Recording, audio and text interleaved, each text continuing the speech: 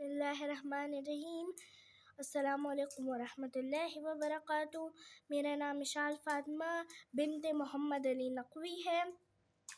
میری عمر 9 سال ہے اور میں قم المقدسہ ایران سے تعلق رکھتی ہوں۔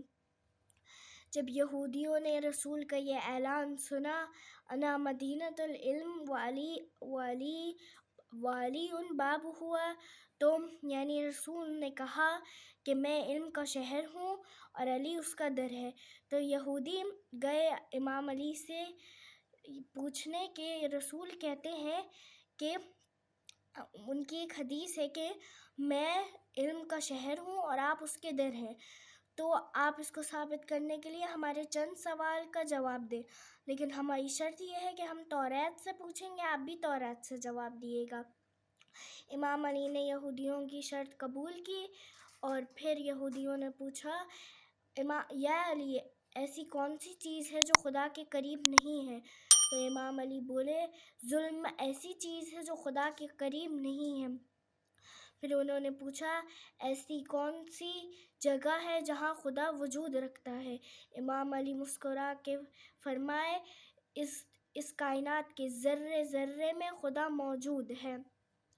پھر انہوں نے پوچھا، ایسی کون سی چیز ہے جو خدا کے لیے نہیں بنی ہے؟ تو امام علی فرمائے، شرک ایسی چیز ہے جو خدا کے لیے نہیں بنی ہے۔ پھر یہودی پوچھے کہ ایسی کون سا پہلا پتھر ہے جو آسمان سے زمین پہ نازل ہوا ہے؟ تو امام علی نے کہا، وہ بیت المقدس میں ہے، نصب ہوا ہے اور وہ حجر اسود ہے۔ اور پھر انہوں نے پوچھا کہ ایسا کون سا پہلا درخت زمین پہ اگا ہے؟